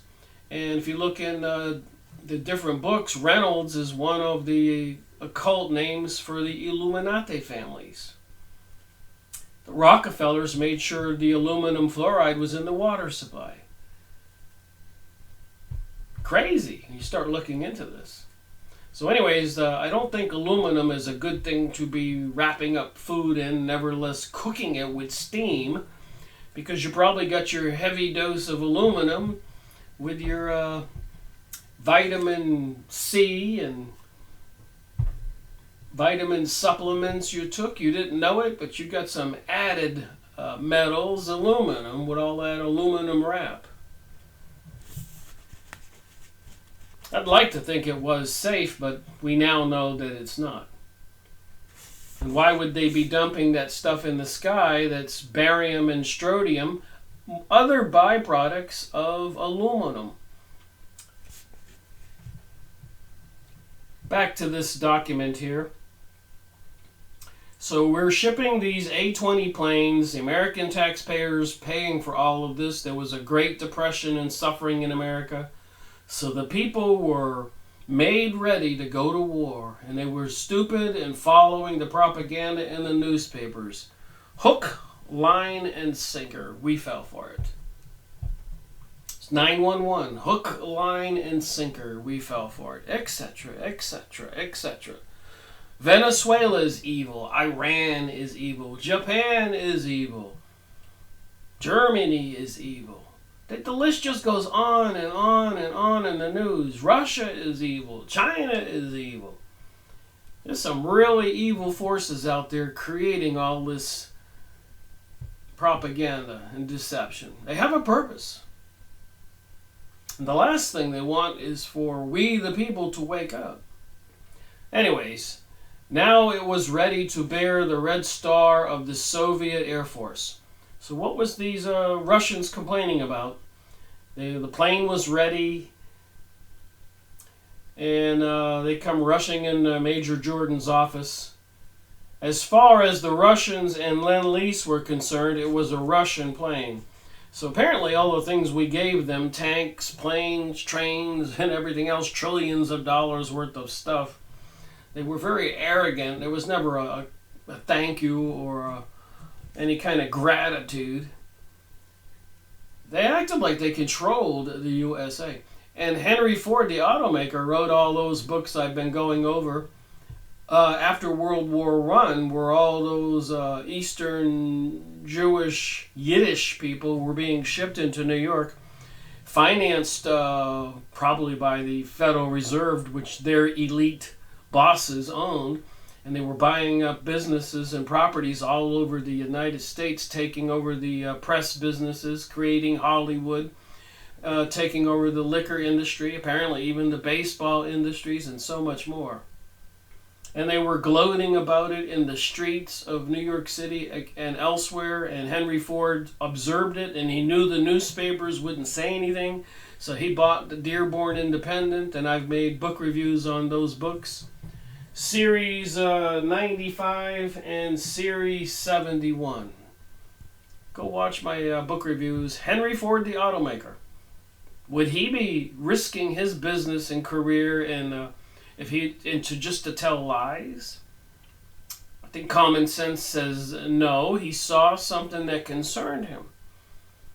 And it did cost him. They tried to boycott the Ford automobile manufacturing company and shut it down.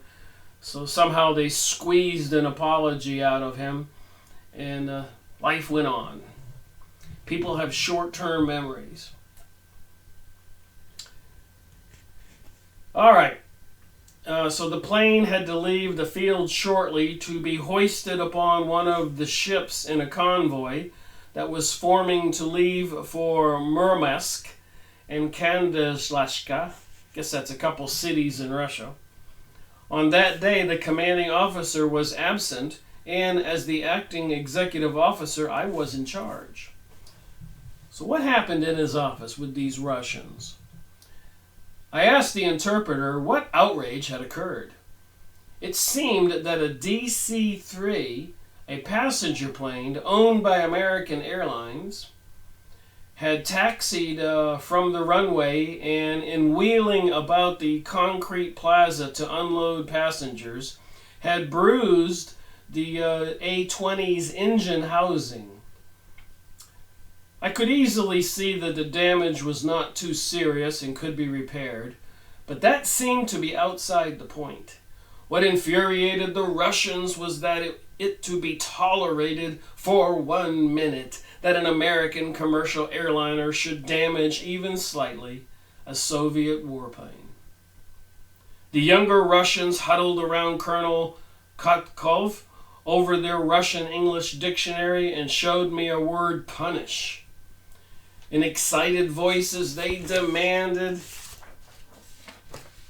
punish, punish. I asked what they wanted done to the offending pilot. One of them aimed an imaginary revolver at his temple and pulled the trigger. So the plane from American Airlines barely damaged the Russian plane that we were giving them free of charge. And Major Jordan here is telling them, don't worry about it, we'll fix it. But they said, no, punish that American airline pilot, shoot him. Remember, they were shooting people by the millions in Russia at that time and after World War I with the Bolshevik Jewish Revolution. So Major Jordan says to them, you're in America. I told him, we don't do things that way. The plane will be repaired and ready for convoy. Then came up another word, banshee. They repeated this excitedly over and over and again. Finally, I understood they wanted not only the pilot, but American Airlines Incorporated expelled from Newark Field. I asked the interpreter to explain that the U.S. Army has no jurisdiction over commercial companies. After all, the airlines had been using Newark Airport long before the war, and even before LaGuardia Airport existed. I tried to calm down the Russians by explaining that our aircraft maintenance officer, Captain Roy Gardner, would have the bomber ready for its convoy, even if it meant a special crew working all night to finish the job. I remembered what Colonel Coing had said about the Russians when I went to Washington shortly after Pearl Harbor. He knew that in 1917 I had served in the Flying Machine Section, U.S. Signal Corps, and that I had been in combat overseas. When he told me there was an assignment open for a Lend-Lease liaison officer with the Red Army Air Force, I was eager to hear more about it. It's a job, Jordan, that calls for an infinite amount of tact to get along with the Russians, the general said. And I suspect that's the same for today. And I suspect that's the same for getting through to these bought and paid for politicians with the Illuminati, Skull and Bones, and all this other propaganda. All of us have to have an infinite amount of tact. And people need to wake up and find videos you think that are telling the truth and send it to your family and friends and talk about these things. Because that's the only way, in this case, back then, you could get along with the Russians. And their arrogance, like Henry Ford in his book said in his newspaper to Dearborn Independent, on how they were laughing in the city streets, mocking we Americans. Sitting in the movie theaters, singing their songs, mocking we Americans. It's in Henry Ford's books. I've made videos on it, and I believe it. And I think it's probably tenfold or 1,000-fold more dangerous today. These are the people who are behind 911 and pushing for a global world order, and even threats about a World War III, nuclear holocaust, economic holocaust, and some kind of environmental disaster. Even the electric grid shutting down, and people should get prepared for it and all this. All that fear porn is intentional. They know how the human mind works. So the general told Jordan, they're tough people to work with, but I think you can do it. So like I said, I believe these people are just as serious today as they were back in World War I, the Bolshevik Jewish Russian Revolution, World War II, the 1895 French Revolution, the Chinese Revolution, and so many others, and the worldwide depression between World War I and World War II. Obviously all intentional. Bringing the world to its knees. Making we the people who are unaware of this stuff suffer and die. Crushing families and businesses and property owners that people have worked generations to obtain. These forces are busy.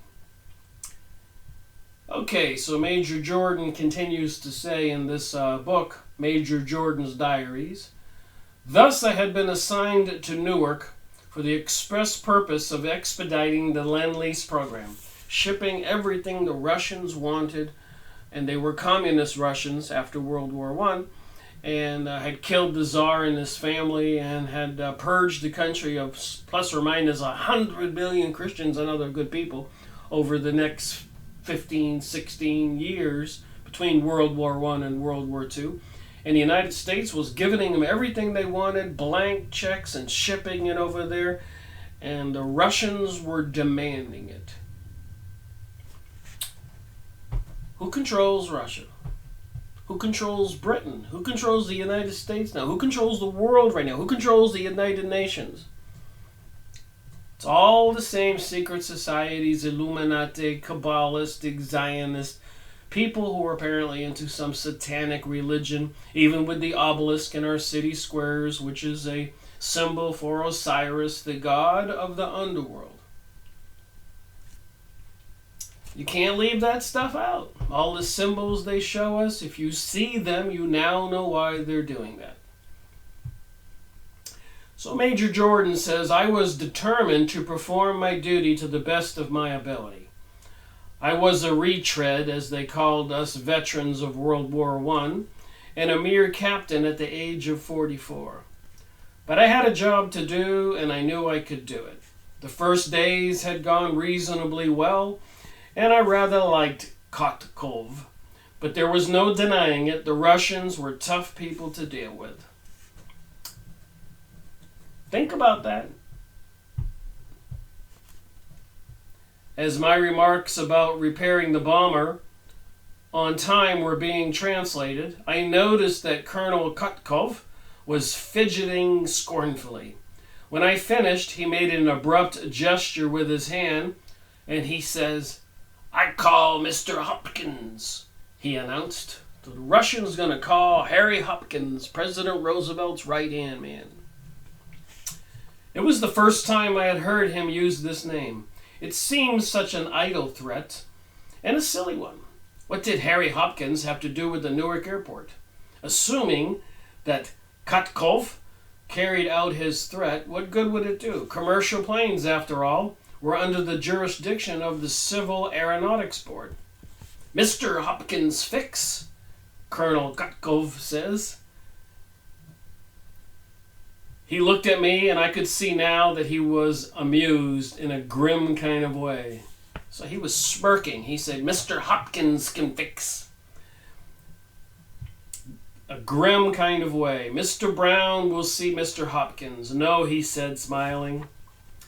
The mention of Mr. Brown puzzled me, but before I had time to explain this any further, Kotkov was barking at the interpreter that he wanted to call the Soviet embassy in Washington.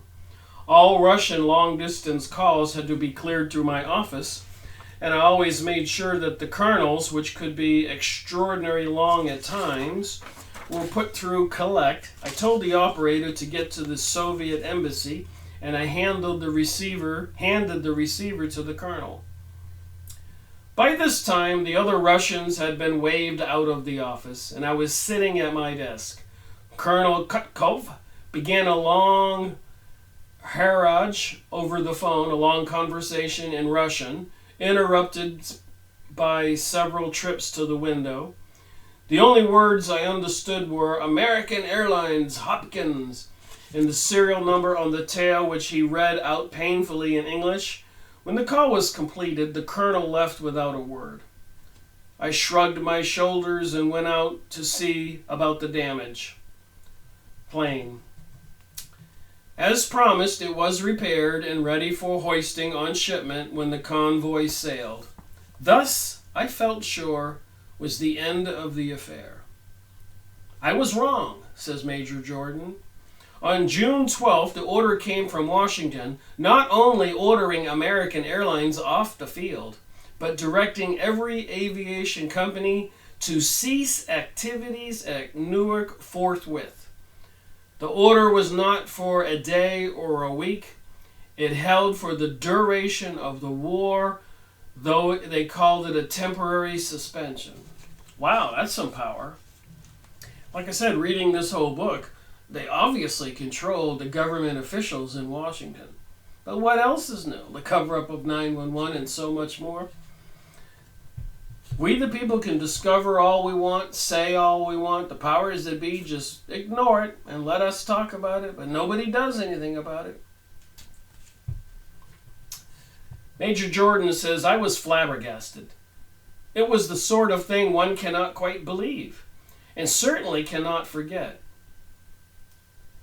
Would we have to jump whenever Colonel Kutkov cracked the whip? For me, it was going to be a hard lesson to learn.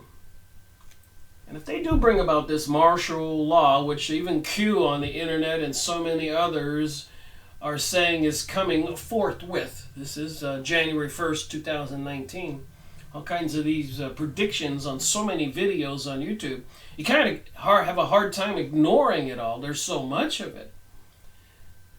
You realize the way they will be when they do something like this, take over a country. They're merciless. They do things in a very barbaric, vicious way to teach everybody to be in fear, and not stand up or say anything. So they have to viciously reach out there and just kill a bunch of people. It's like a tidal wave of viciousness is what they do when they do overtake a country. Like we've seen happen in so many other countries. Remember shock and awe with Iraq? I mean, that was insane. Saddam was sending his troops to his own border. That was all a huge setup. And then they incinerated all those soldiers in the column. That's not a war. That's just something insane. Can you imagine just having molten lava, sulfur, and bombs and machine gun fire on a whole column? Incinerated them. That's why they called it shock and awe. And then even in Iraq, they were using depleted uranium in rocket shells. And that stays on the ground and kills forever. This is what we're dealing with. So Colonel Jordan was flabbergasted. He can't believe it. Captain Gardner, who had been at Newark longer than I, who was better versed in what he called the push-button system, told me afterwards that he did not waste a second after I informed him Colonel Kutkov had threatened to call Mr. Hopkins. He dashed for the best corner of the terminal building, which was occupied by commercial airlines people, and staked out a claim by fixing his card on the door. A few days later, the space was his. Oh my, well, just a little bit more to read on this page, but you get the idea what's in this book. And the conclusion page, between the whole middle of the book, just kind of sums up everything even better than what I've been reading. In the middle of the book has all the gory details. But anyways, at the end of this page 26, Major Jordan says, I was dazed by the speed with which the expulsion proceedings had taken place. Wow. So they got American Airlines and everybody off of Newark Airfield right away. First, the CAB inspector had arrived. Someone in Washington, he said, had set off a grenade under the Civil Aeronautics Board. He spent several days in the control tower and put our staff through a severe quiz about the amount of commercial traffic and whether it was interfering with the Soviet operations. The word spread around the field that there was going to be hell to pay. Several days later, the order of expulsion arrived. A copy of the order is reproduced on the next page, a masterpiece of bureaucratic language. I had to pinch myself to make sure that we Americans, and not the Russians, were the donors of Lend-Lease. We were giving them carte blanche, blank checks for years, anything they wanted, even the plates to print currency for the war. They were communists and mass slaughtering people. And why? Because Britain and a few other areas wanted Germany destroyed in World War II. They even had that book written, Germany Must Perish. And Serbia, south of Germany, had plans for annexing several of the countries which were largely occupied by German-speaking people and wanted to join Germany for a more prosperous Germany. So Germany had to be crushed if Serbia wanted to have its plans, Yugoslavia, for a greater country to be equal to Britain or Russia or the United States. That's what some of these elites were doing, creating all these situations. So Germany was a sitting duck, didn't know all this was planned against it, like Japan was a sitting duck, not knowing all these things were planned against it. Just like all the countries in the Middle East are sitting ducks. Go look up maps for a greater Israel, returning to the ancient property lines of the ancient kingdom of Judea, fulfilling biblical prophecy. The Antichrist system is coming.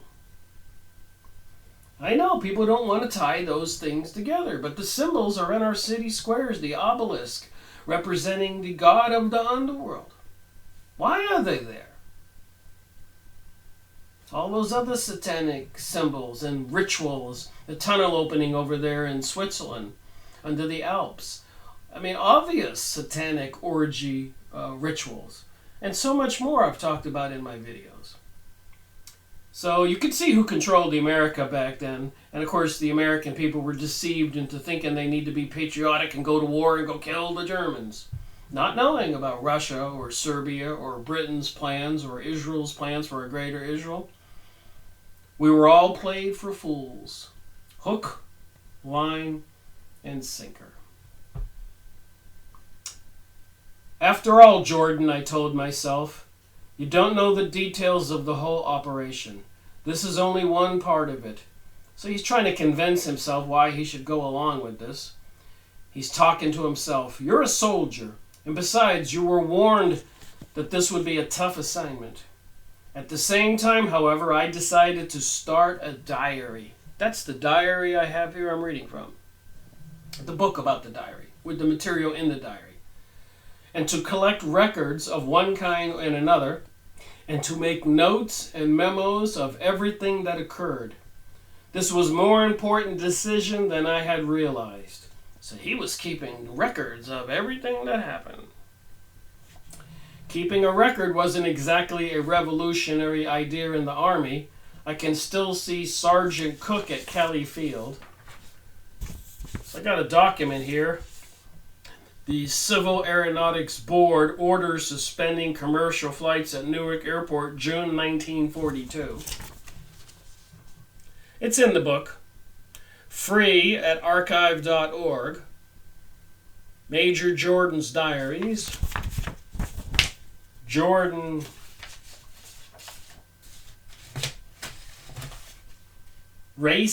George Racy Jordan. You want to look it up on archive and get the free book. There it is on the bottom there.